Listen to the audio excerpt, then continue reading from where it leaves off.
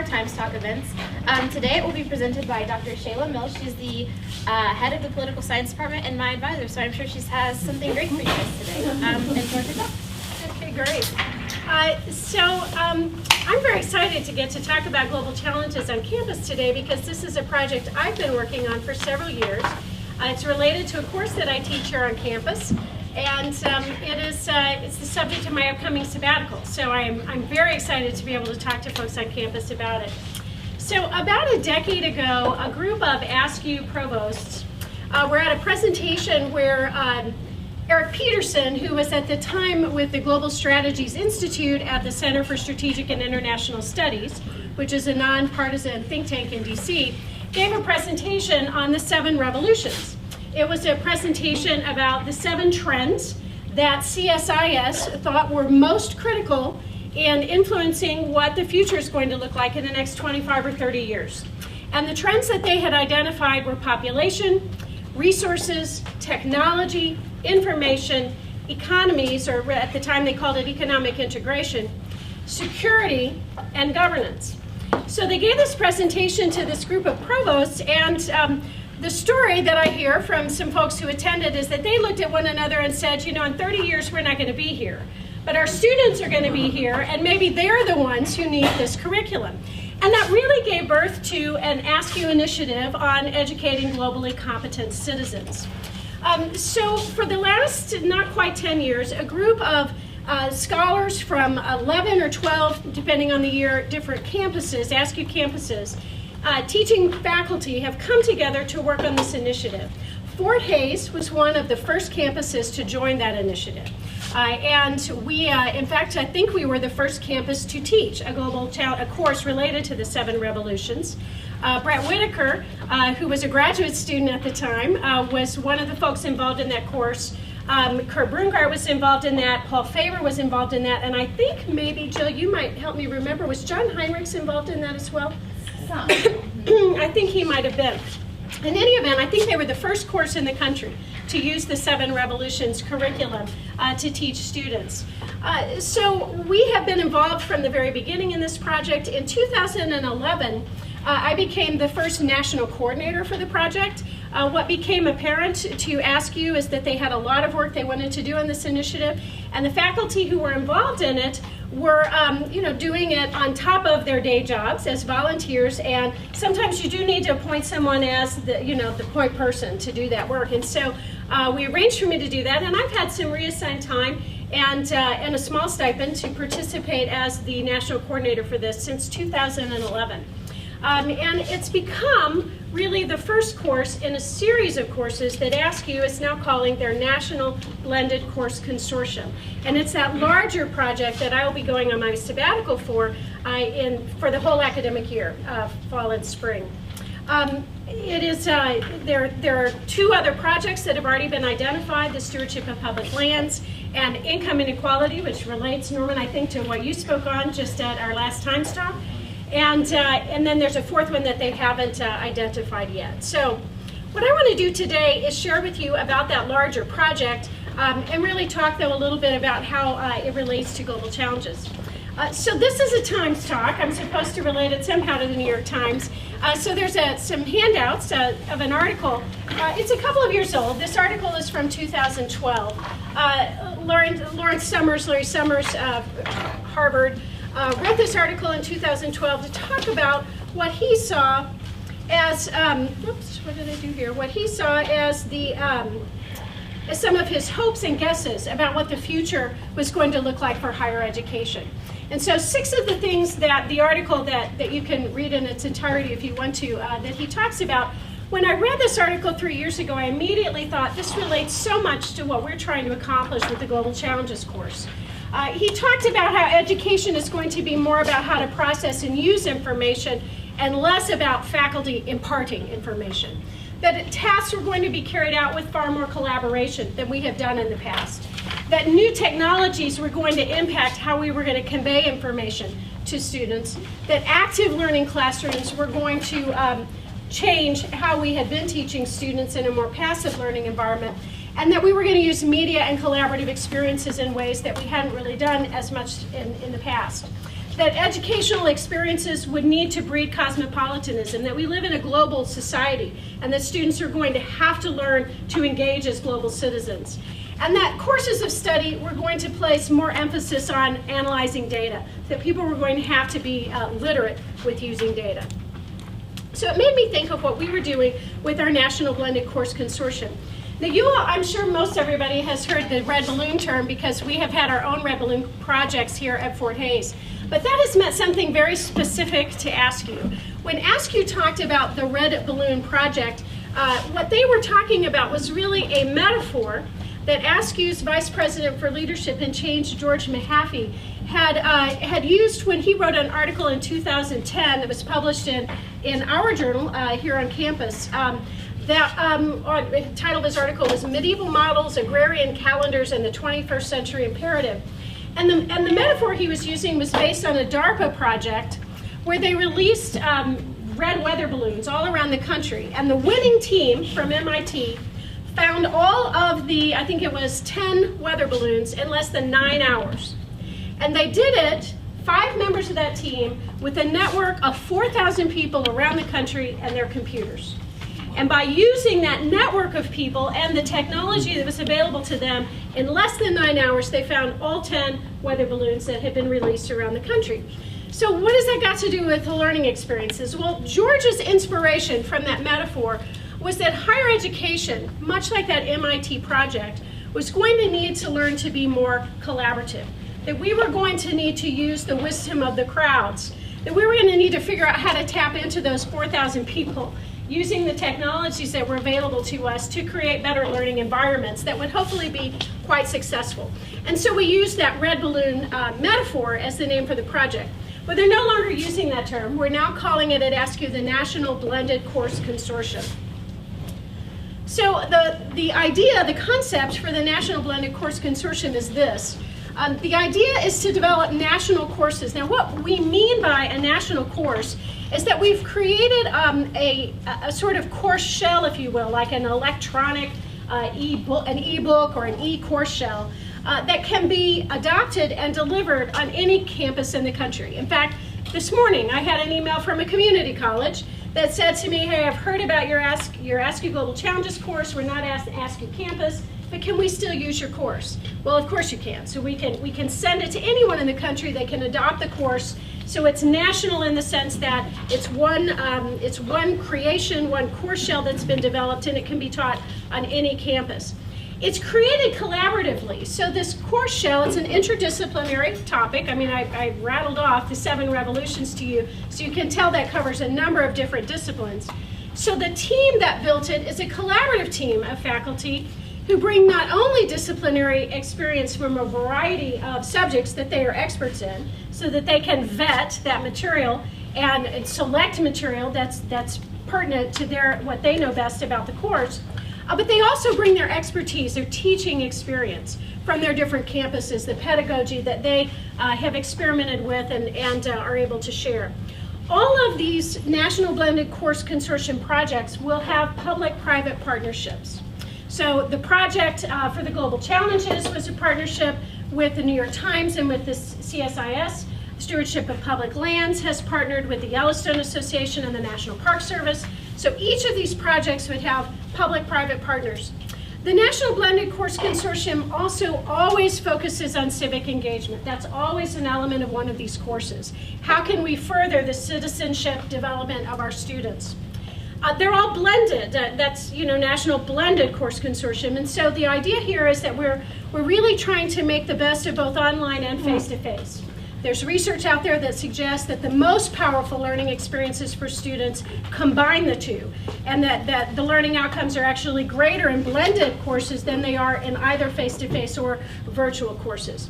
That they would be available to campuses at any level. We happen to teach Global Challenges at the 400 level here on our campus as a capstone in the general education program, or one of those upper division integratives.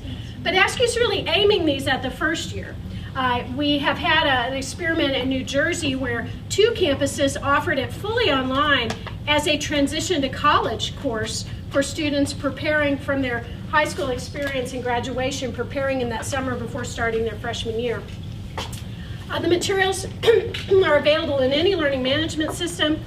And this is really important because unlike a MOOC, from the very beginning, we were not trying to create a MOOC. Because what we felt, well, a couple of things that we felt were not helpful about MOOCs is that for most of our students, they're really not capable, or they're not at the point in their lives where they can work that independently. They need the faculty guide. And we didn't want to remove the faculty member from the process of being able to adapt and adopt the course and adapt it in a way that was pertinent for their local community and their campus. What were their learning objectives in their class? What were the issues locally in their community that students might need to study? We didn't want to cut the local faculty member out of the deal. We wanted them to be able to adopt and adapt in a way that was appropriate for their students, and then provide the mentoring and the guidance that the students would need to be successful in the course. And so that's part of what the NBCC course model looks like. So we had in mind some best practices that we were thinking about as we developed it. We wanted it to be collaborative. We know that we need to prepare our students to be collaborative, so how could we model that? And we also felt that collaborative design would help the interdisciplinary course. When you have to teach something that's interdisciplinary, it often takes so much more preparation if you are developing things outside your own area of expertise. But if you could adopt something where people who had expertise in that area had already vetted that material for you, then that gives you a greater sense of confidence in the parts of that interdisciplinary course that are less familiar to you. So that collaborative design was really important to us. Cross-disciplinary, we know that our students have to solve problems in a cross-disciplinary world, and the challenges that face us aren't limited to one silo of disciplinary knowledge. They're cross-disciplinary problems, and we wanted the course to reflect that so that it would benefit from and model that cross-disciplinary reality. We wanted to make the best use of technology. We know our students are going to go out into the world having to use technology. Could our courses be more than just a PowerPoint, right? Could our courses be something that really made innovative use of technology? And then we also really wanted it to be iterative because we felt that best practices require you to collect information about what you're trying to accomplish, to design it carefully, then to collect information about how well it deployed, and then redesign it as you see the need is there, and then to collect data again and continue the redesign. We never wanted the course to be static. Not just because the content in the Global Challenges course or Stewardship of Public Lands or Income Inequality is always changing, there's always new information to add, but also because we learn from the course shell itself, from the deployment of the content, what are students, what's most effective with students and what isn't. So we're constantly changing it, it's iterative. So Global Challenges is the first of the NBCC courses. And I said we partnered first with CSIS, the Center for Strategic and International Studies, and that's a picture of Eric Peterson. He's no longer at CSIS, but we still maintain strong relationships with CSIS and speak regularly with, mostly with Scott Agenbaugh, who's there, but with others as well, and their entire array of folks who provide content for their website that we are then able to share in our course shell as well. We partnered with the New York Times. That's Felice Noodleman, who was the person with the education division at the New York Times when we began this project. She's no longer there. Is her title Chancellor, Larry, at Antioch? She's Chancellor of the Antioch system. But at the time she was with the New York Times and was really critical for this project. And then that's George Mahaffey from MASCU'S. So it's really sort of the brainchild of these individuals, and we still rely upon all of those partnerships. So this is a photograph from, I think, last April, perhaps, when we were, or November before last, when we were all in DC for a conference. That's not our whole group, but that's some of the folks who were part of the Global Challenges project. We have, I think, 11 different campuses that are involved in it right now. I say I think because we're constantly having movement in and out as we have folks. One of our folks was just named Dean of University College, so we're going to be losing her as one of our scholars because she's taking on new roles. So we constantly have people moving in and out. We are the lead campus for this first project.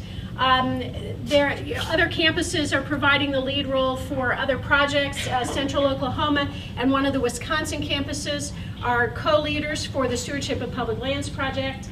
And then Income Inequality has also a team of folks who are co-leading.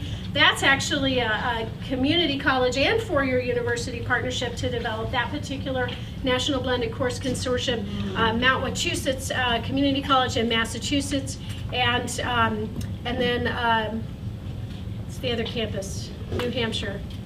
Keene State is the campus that is the four-year institution on that project. Brett Whitaker remains one of the scholars and has been from the very beginning. He's one of the original scholars on the project. My husband is on the team as well, Daryl Hamlin, and Kurt Brungart remains an emeritus scholar on the project from Fort Hays. So our disciplines for the project range from, well, political science to theater, psychology, communication studies, economics, leadership. We have a wide range of different disciplines that have been part of it. Again, sharing our collaborative experience, putting together content that includes reading materials, videos, open educational resources, links to web pages that the students can use, assignments, rubrics, quiz pools, exams, lots of material that we have put together. And then the larger contributions that what George likes to call the wisdom of the crowds, because the scholars have used this course, they've made the course available to people all across the country. We hear from other folks who've delivered it, and we make changes based upon feedback we get from folks who have delivered the course. We get institutes and workshops all around the country, and folks come and provide additional input for us about what might be useful, what they would not like, or what they would like, what would help them or would not help them in the course shell. So it benefits from all of that. The model facilitates the teacher as a guide to information and helps students make connections across disciplines. It makes effective use, we think, of open educational resources. It promotes discussion and critical thinking, and I have some students in here today who are in my class right now, like Molly, or who have been in it before, like Anna, and I hope that they can corroborate that, in fact, it does promote a lot of deep thinking, critical thinking, and making connections across disciplines.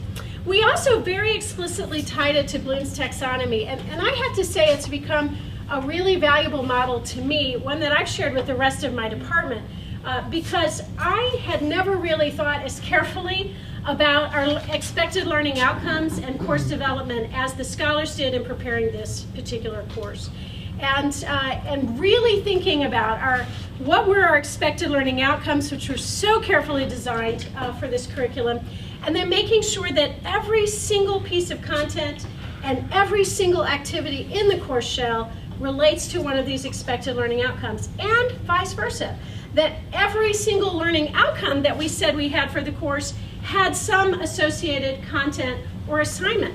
It really came as a bit of a surprise to us, I think, early on in the project when we sat down and realized that we had stated learning outcomes that we hadn't really ever created an assignment for, and how was it we thought we were really delivering on or going to measure that, since we had not really created something that would relate to that. So it's very thoughtfully done. So as an example, so we have for the Global Challenges course, identifying issues, trends, and impacts for key global challenges. We have explaining relationships between and among the challenges, employing credible resources, really information literacy, analyzing the political, economic, social, or environmental impacts of these challenges, evaluating different approaches or solutions. Are they good or bad solutions? What are their strengths or weaknesses? What other problems might they cause? And then creating a solution toward a more preferable future for one or more of the issues. And this last piece we found pretty early on was a really essential piece, because in the Global Challenges curriculum, the material is really heavy. I mean, you can leave this course feeling kind of discouraged. Brenna's been in the course as well. I mean, it can make you feel a little like, well, it's all going to hell in a handbasket, right? And so maybe we ought to just eat, drink, and be merry, because tomorrow we all die. And that's not what we wanted to leave students with. We wanted to leave students with some sense of efficacy, with some sense that they could take action to address one or more of these issues, and to give them an opportunity to try to take on some of these challenges in a local or a global sort of way. And some of the students have been very creative.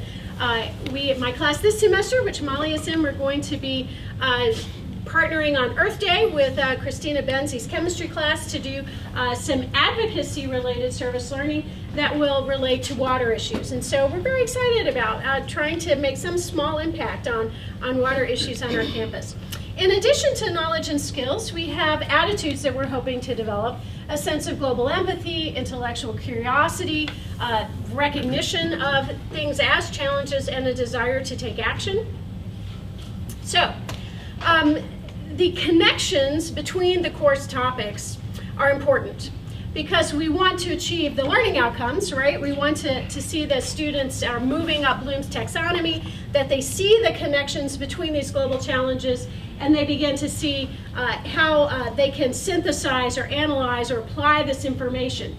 But it's also valuable for general education, because one of the things that we have really begun to explore, and I have a chapter in a book that will be coming out later hopefully this semester with George Mahaffey about our ideas for why this is valuable to general education, is in part that we ought to want general education to be relevant to students, so that a student can see why, as a science major, do I need to take a philosophy course, or why, as a political science major, do I need to take a biology course. And part of what a course like this does is really help students make the connections between why their discipline relates to other topics that they might think don't matter to them, but in fact will really make a difference on how deeply they understand their own discipline and how they can use the breadth of knowledge across other disciplines to really think about maybe the unintended consequences of a course of action they might want to take, or to make sure that they don't try to address a challenge and end up creating more challenges than the ones that they sought out to fix. And so it's really important. So last week, as I was preparing my comments for this talk today, on a single day, I went to the New York Times and looked for articles related to the 7 revolutions that this course covers. And I found one article at least for every single one of these challenges in a single day of the New York Times. There was an article about immigration, which is one of our population issues. There was an article about the drought in California, a resource issue. There was an article about IBM and a data deal with the internet. An article about net neutrality. An article about the economy. An article about, well, it turned out to be more than 70 that were killed in Kenya. And then also an article about Iran and the EU and a framework for an accord. So all of the topics: population, resources, technology, information, economies, conflict, governance. In a single day of the New York Times, you could not fail to find an article about every single one of these topics. So it's relevant. If students think they don't need to know this for their own major or their own discipline, they're going to need to know it for life, right? They're going to need to know it in order to read a newspaper and make sense of the issues of the day. And so we think, I hope my students will say, it makes this a very engaging general education course because they can see the applications to the real world that they are living in. All right, so all these connections that we're trying to make so that students can see that you can't talk about population without also thinking about resources and technology and conflict and governance and so forth. That these connections are all there because all of these topics are around them every day. So, AASCU believes that this, and I've drunk the Kool-Aid, I suppose, on this topic. AASCU believes that this particular framework, this model, is a valuable one for 21st century education.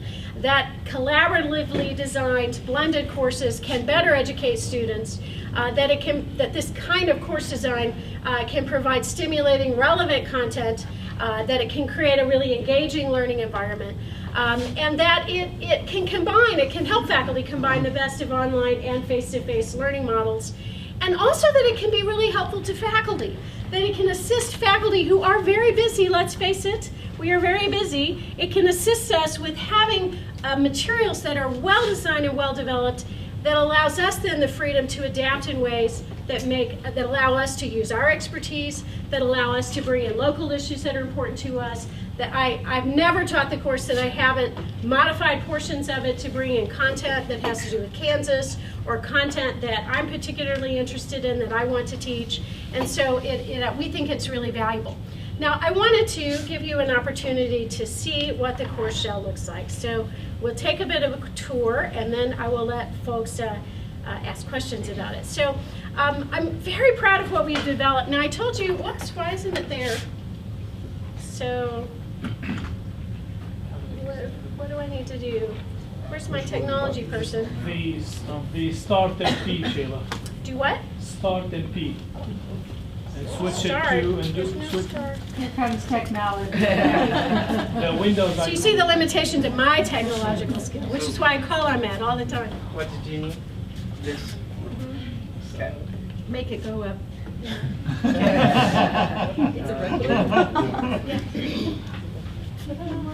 There you go. Thank you. Yeah. Thank you so much. Okay, so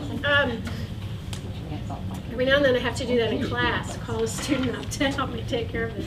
You can imagine our consternation that Daryl and I had when the last of the daughters left home and could not help us with the remote control at home. So anyway, so this is what the course shell looks like in Blackboard. It's available in other learning management systems, Moodle, Desire to Learn, Canvas. It's also available in a common cartridge format. And so it might look a little bit different to people who are using it in a different platform, but all the elements are really the same. And so when you land on the landing page, you see a bit of a welcome, you see information about what we've created, and I want to take you to, first to the syllabus, so that you can see what the scholars put together here in the syllabus. So we begin with an overview. We very specifically tell students what we're doing in terms of thinking about thinking. What are we trying to accomplish with you?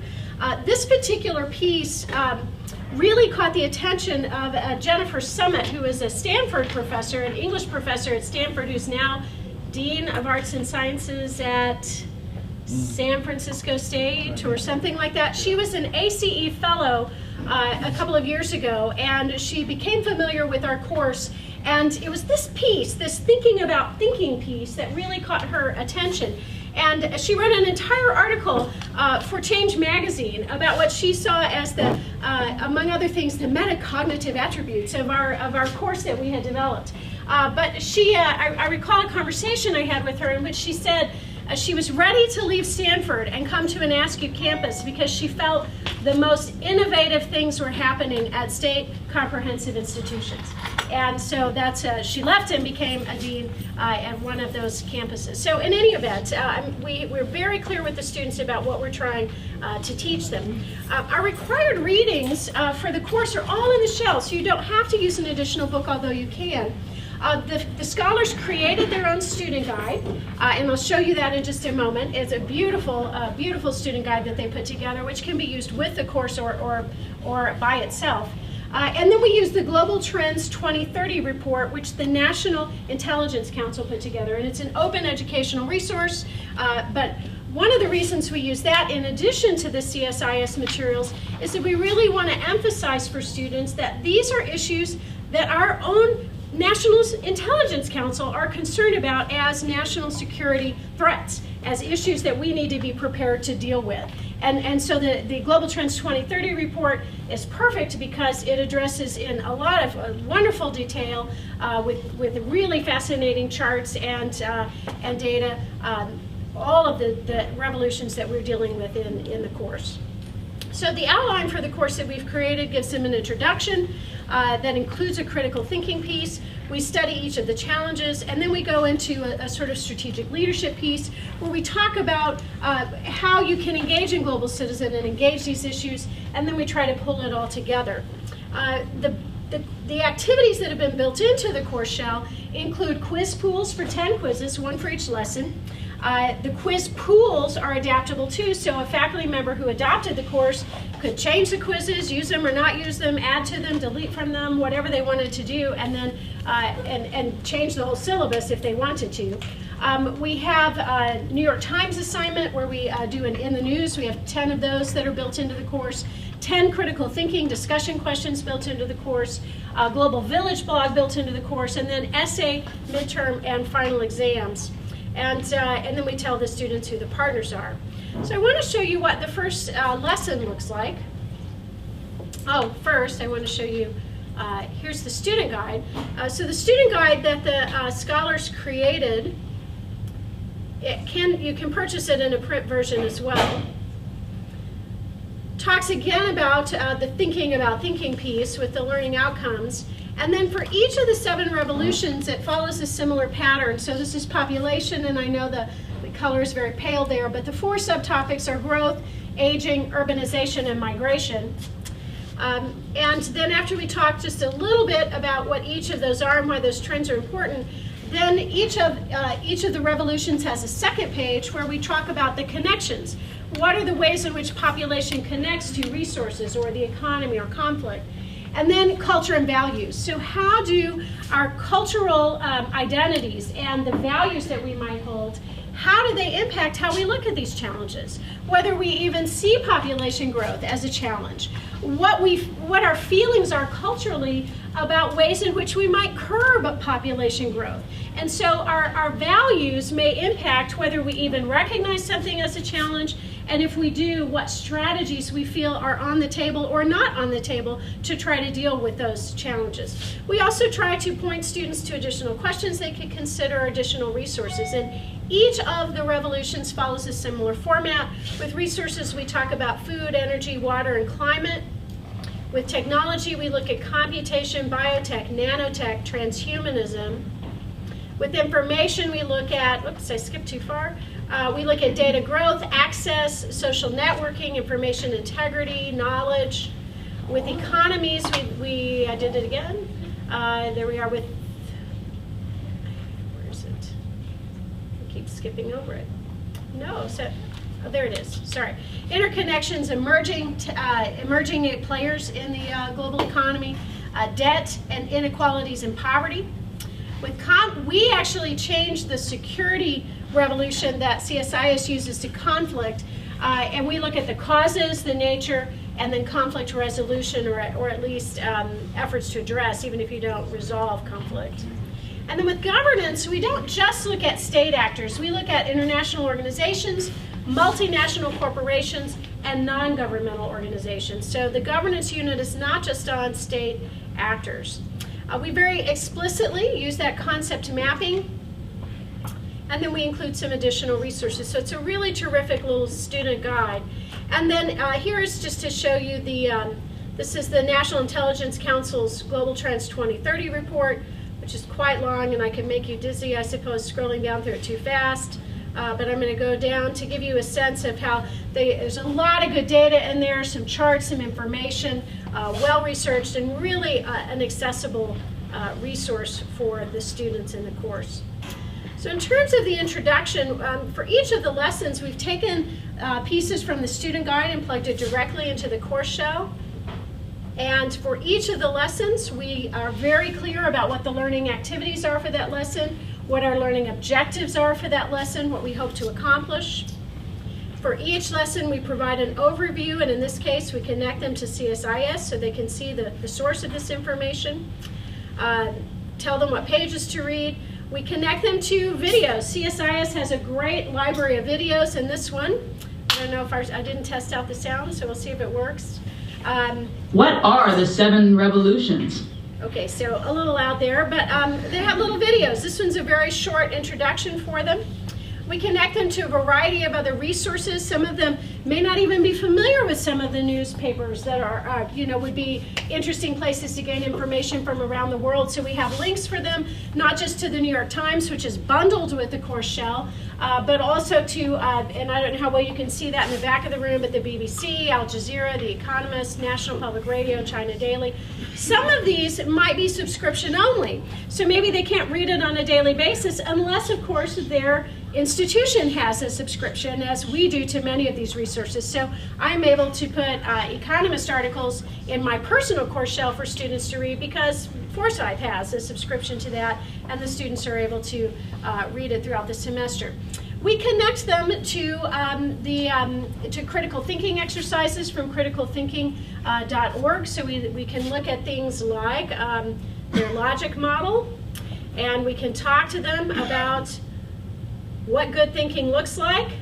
Okay, so we've got that kind of resource for them.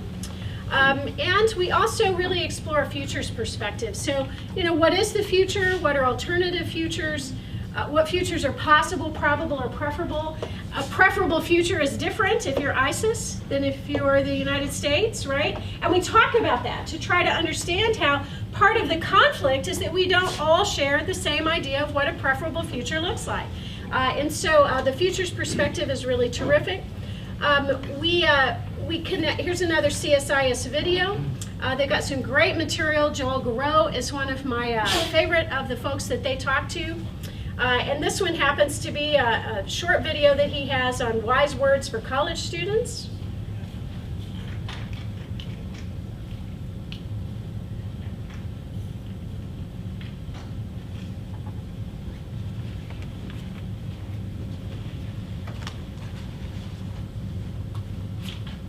There's no sound right now, so you're okay. Well, I don't have a crystal ball, unfortunately. I can't predict the future. But I am interested in these three scenarios, heaven, hell, and prevail. Okay, that works. Okay, we'll just cut you. How's that? It's okay. Okay. So his heaven, hell, prevail, the students who've been in the class before know I harp on that one all semester long because this model that he gives for that is the idea is the future. Are you someone who looks at the future in a very hopeful way? Oh, it's going to be great. We'll have flying cars and, you know, it's going to be wonderful.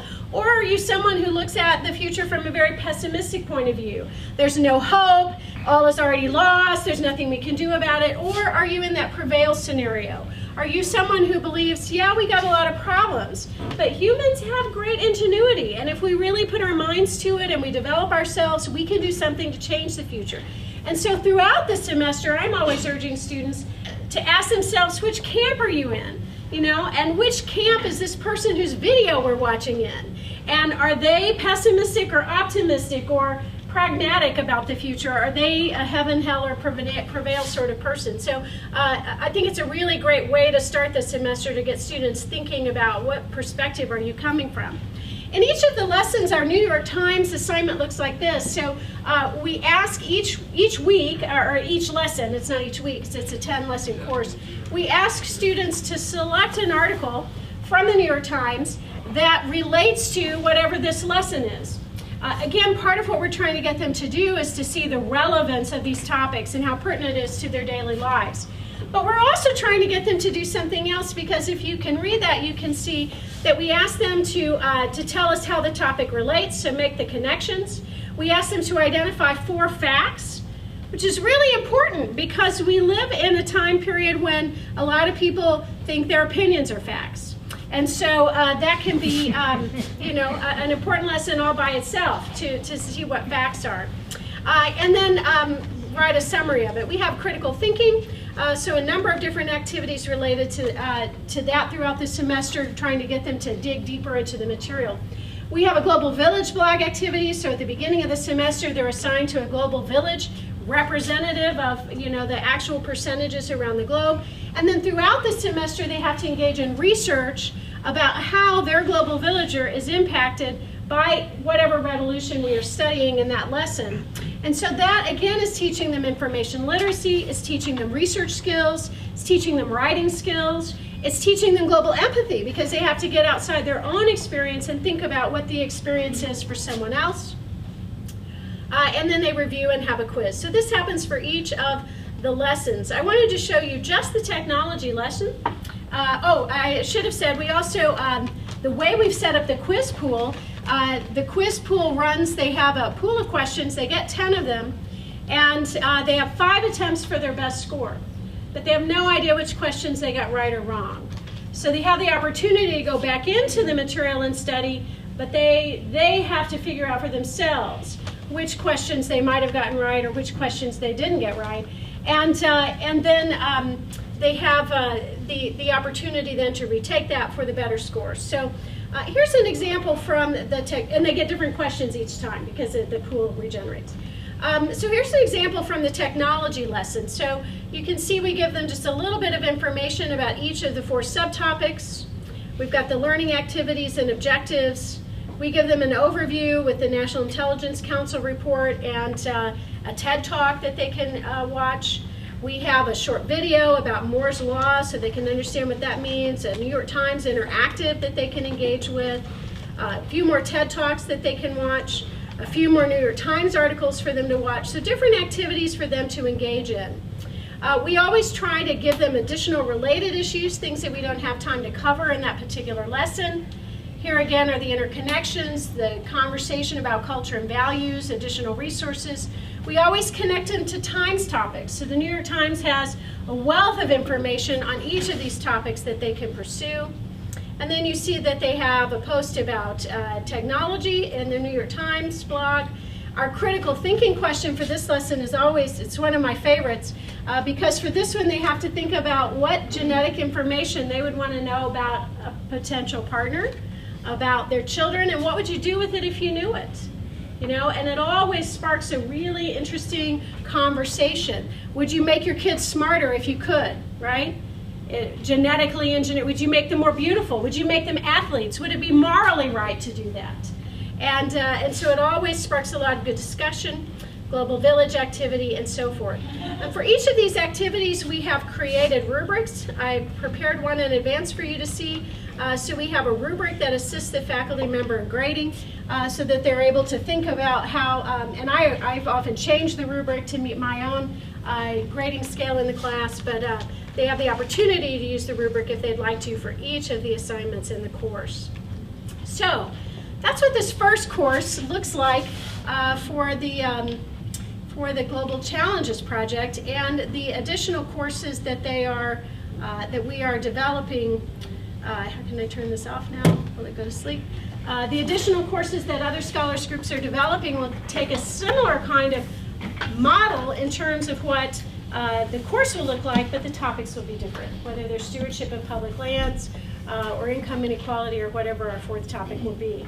So I think I've left enough time for some questions if people have them.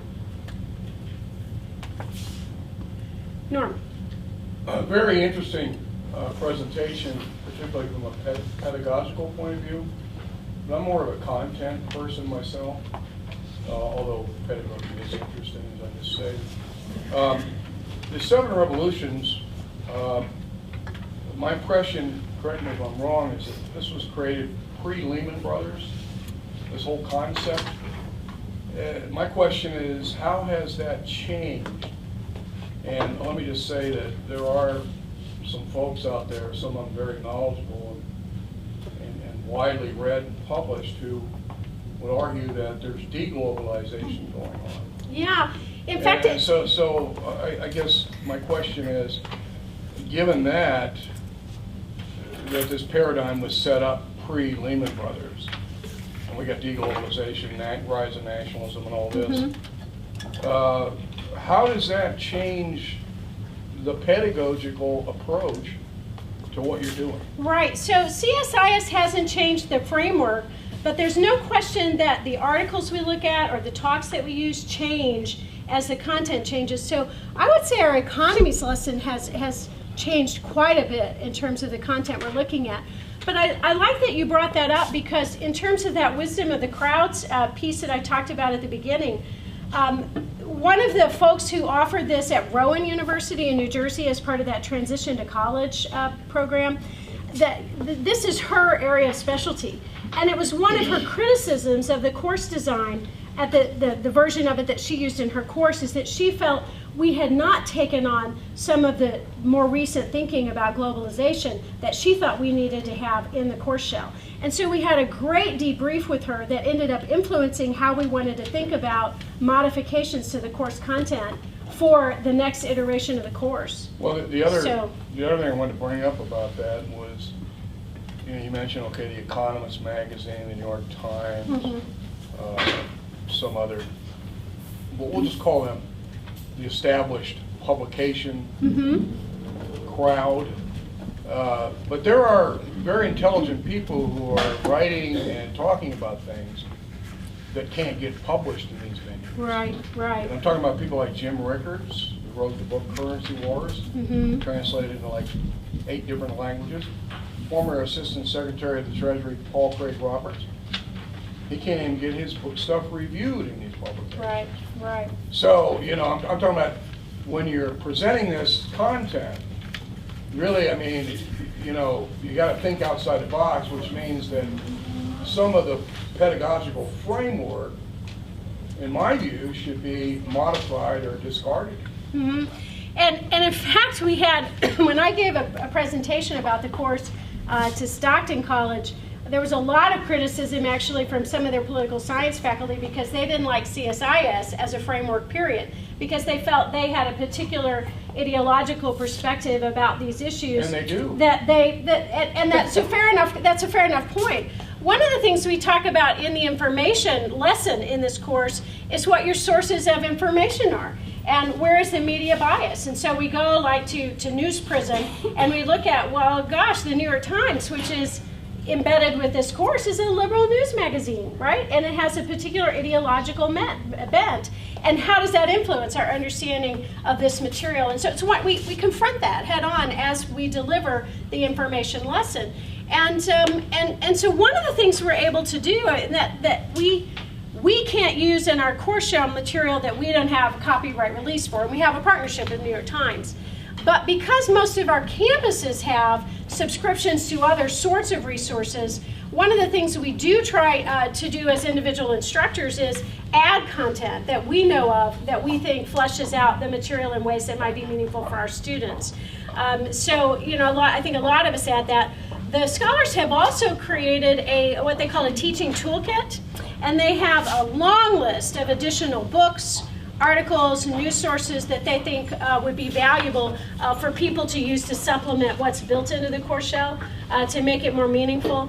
I would have to go back and look at that to see whether they've included some of the people you've mentioned. Of course, if they have trouble getting published, maybe not. Al Jazeera, but of course you have RT, which is right now on the bad side of the American government, Russia Today network.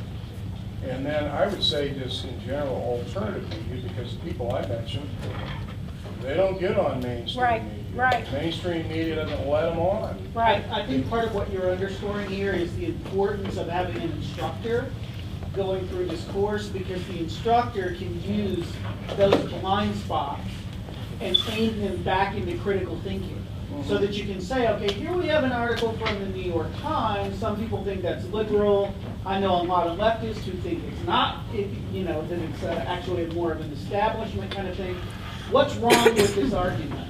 You know, and by Tuesday, can you come back in with an alternative perspective? So I think it actually shows why it's important to have an instructor aiming people into and out of the framework itself. What's wrong with even thinking about the world through this particular lens? I mean, that's the way you can approach that. In fact, one of the things that happened, I think it was just last week, Molly, in class, I showed a video in class, and then I stopped it in the middle of the video, and I said, okay, look, this person is purporting to give you a balanced view on this particular subject. It's actually on the economy. And yet, look at what they're doing to push your point of view, right? I mean, they're talking as if they're telling you a very evenly balanced argument, and yet they've got images going on the screen that are clearly pushing one perspective of this argument. And so it was a great opportunity for us to sort of dissect, how are they manipulating you? And were you even aware of it? You know, did you even see that before someone paused and pointed out to you all the ways in which this particular resource is trying to manipulate your understanding of the issues? Yeah, I would say that the 7 revolutions, the way they're defined, are still very relevant. Don't get me wrong, but I'm just saying that the relevance of those revolutions has changed quite a bit. Particularly since 2008. Right. To play off Daryl's point, I mean, the instructor is extremely important in terms of creating the opportunities for change to bring in through video, voice thread, for example. I mean, the technological tools available can do exactly what you're suggesting in so many different ways, but it's up to the creativity, the imagination, the entrepreneurship of the individual faculty member to make that happen. I said that pedagogically speaking, the framework I thought was very interesting. And the opportunities that are built into that to do those types of things that Sheila was talking about. That's great, but the way I read about this and the way you presented today, it seemed like, well, it's just kind of, you know, you had that one point, well, there's the crowd, was it the crowd expert? Wisdom of the crowd. Wisdom of the crowd. Crowd noise, what you call it. But no, but it's you. That's what I'm talking about, though. It's you, like you're the wisdom of the crowds, right? So when the faculty member from Rowan who had used it came to us and said, this is cool, but I'm concerned about how you're looking at globalization. Could I offer some other ideas for you to consider? So what you're saying is the way this is set up will accommodate. It's exactly that what sort we're of trying to do. instructor, Yes. as Daryl said. Yes. That's exactly, that's part of the model, is that it shouldn't just be about one professor, you know, trying to design this, but lots of people talking to each other and saying, here's the problem with this model. We should be changing In other words, this. you don't have to be locked into CSIS or the. Absolutely. Yeah. Absolutely. And think about that in big terms. I mean, you talk about the conceptualization of a general education program. That course is the embodiment of a general education program in so many different ways. It brings together faculty from all over the United States. You bring together faculty from all over a university or whatever it may be. I mean, the opportunities for changing a general education program to keep it up to speed, the interdisciplinary nature of the program itself, cross-disciplinary nature of the program. It is the conceptual framework for, and I'm waiting for some school to pick up on the pedagogy, what you were talking about a moment ago, and embody their general education program within it. It just makes a whole lot of sense. It also provides a great deal of consistency for students in terms of the approach, the quizzes, all the rest. It's got great potential. I just want to add one more point in your defense, of course. From the conversation that I had with is that Javier, who worked with you in the structural design? From the conversation, from what I worked with Shala a couple of times on this course, is that a lot of times that when we design a course or a course is being designed, as she mentioned, the technology influences a lot the design process, and by that logic, it influences even the content and how the content is delivered. So from what I understood, that a lot of things that try Javier not to implement because we want this package to be adaptable to the whole nation. Because we are blessed here. We have a license for Blackboard, we have a license for VoiceThread, a license for many other great tools that we can implement. But other small schools, community college, they cannot afford that. So we want them to have a package that they have the minimum that they can adapt, but not requires them to buy a lot of other fancy bells and whistles Let me that ask they you can afford to this, have. is it possible to overuse technology? It is possible to overuse everything. No, but I'm talking about technology. It seems to be, Of course, and that's for why. some people, a fetish. Yeah, definitely, and And that's I think in many respects, it is overused. exactly. Oh yeah, You know? I think technology can be overused. Yeah, I mean, Technology it's all can about have the the bells and content whistles effect. and not about what's being Totally. That's why we need instructional deployed, designers. Yeah. conveyed. And that's why we need instructional design, instructional technologists, people who are supporting faculty to do to really master the art of education. It's, you know, all of these can be overused. And one of the things that I would, and I meant to say it earlier, I just sort of forgot, but one of the things about the way it's designed, of course you can change any parts of it that you want to, but many of the built-in assignments that I was just illustrating, we're not using them on the technology platform. So Molly's class is, they're not writing a discussion blog online. We do the discussion questions in class. And so the technology is there because the assignment is built into the technology, but I can choose an instructor. I can choose how I want to deploy that. And we're not deploying all of it as an online activity. We're doing a lot of it in the classroom. But one of the things I love about it is it facilitates the flipping part, right? So if they are doing a lot of that outside of class, then when they come into class, I'm able to spend more time having those conversations about how do we dissect this person's presentation and how it's manipulating us. We can't have that conversation if we haven't made space for that in the classroom. So. And to make Norm's point, I think I remember the 15th and 16th century when books were used too much. I mean, the oral tradition was being lost and a variety of things. So the technological tool of the time can be overworked, I think, at any point in history. You remember that? Yeah, I remember that. Where faculty believe that they're compelled to use all this technology, and one of the results of that is they give students and themselves too much busy work inside of a class, inside of a course. You know, where you're not getting, you lose, you can't see the forest through the trees, basically, right? So, And that's one of the evolutions of the course shell actually, is that we got all excited, and I wouldn't say it was really the technology, it was the content. We got all excited about all the great things we had found, right? And then we filled the shell with so much material that students just couldn't even get through it. Yeah, you know, well, Yeah, and so we had to peel back and say, okay, what really connects to our learning objectives? And then we tried to make each of them more meaningful. So instead of just tossing out a whole bunch of links and go look at them and somehow figure out what we gave specific directions. When you go to water.org, And chunk it. look up your community and find out what the last report on water quality was. Right? And so they have a specific task to do, but they have fewer of them, so that the tasks they do are meaningful rather than it's also overwhelming. not just about overwhelming the student with all this stuff, but also the professor. Absolutely. The professor needs to have time to study the content. Right. You know, and to convey it in a knowledgeable way. Right. You know. Right. Shayla's heard me say that about this course. I've eliminated some things this semester because I don't think, and we're also dealing with different generations of learners. I mean, the adult learner who's 37 years old, got 4 kids and all the rest, can't do all the work that Molly can do over here for a variety of reasons, and may not need as much. So I agree with you 100% on that one, and tried to figure Well, out. it's virtual, you know, I mean, really, virtual courses started with the idea that, you know, probably people are taking these courses because they can't get to a campus, because they have a job that requires them to work a lot of hours, or they have a family that requires a lot of time. And so when you start making it like an on-campus course where people are meeting every day, then people go, well, this isn't for me.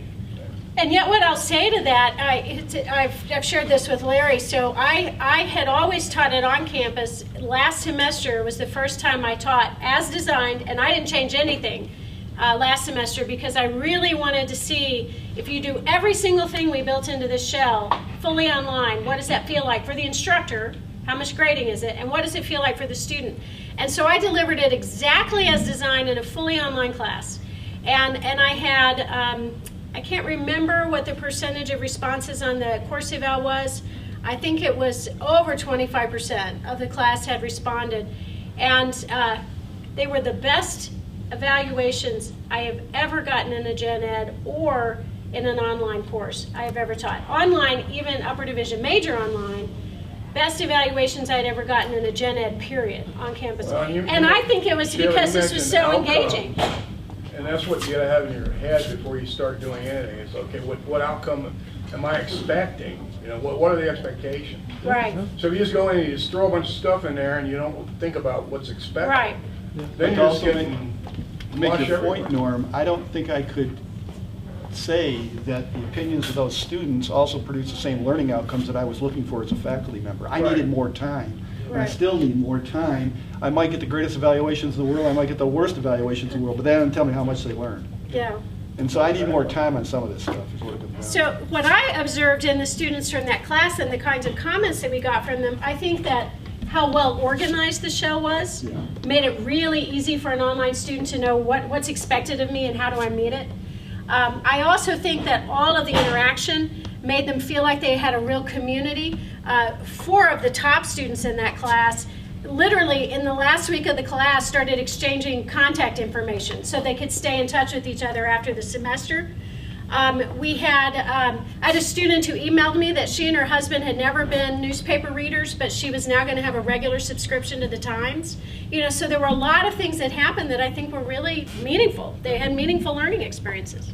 Plus, you're a better organizer than I am in terms of describing. I think we've overstayed our welcome here. It's after 1:30. Thank you all. Thank you, Yala. Good job.